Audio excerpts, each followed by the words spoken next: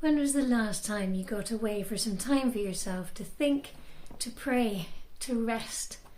Was it yesterday? Maybe a week ago? A month? Is it longer?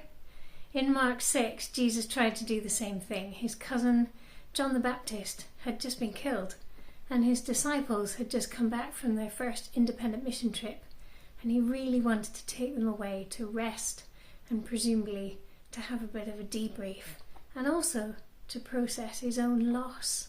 Presumably, he was grieving. But people were desperate to see Jesus. They followed him. A huge crowd gathered, and he made the call, "I'll teach them." And this was when he fed the 5,000. He did manage to get away after this to pray, but later on when he and his disciples arrived where they were going, then they met another massive crowd, and they started ministering to them. Life is like this, not just for pastors, but for everyone. It's an adult issue. We have our own needs, and at times we'll be grieving ourselves, and that's a huge thing to go through. We have to take time to come to terms with this new loss, this new way of life, adjusting to not having that person around. But there are always people who need us. Or when we respond to a crisis, we might be traumatised ourselves and need to make sure that we don't overstretch ourselves.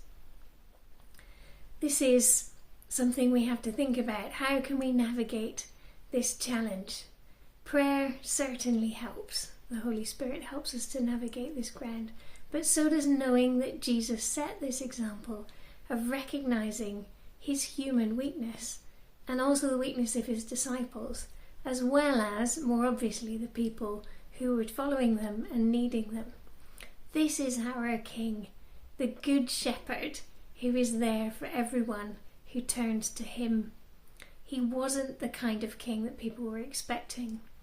He wasn't looking for massive platforms. He wasn't building up wealth or amassing an army. He was compassionate to people around him, to himself, and to the people who were working alongside him. So how can we encourage and help each other to pray in those times where we have no idea what is the right course of action, and to keep trying to carve out time to rest, to think, to pray,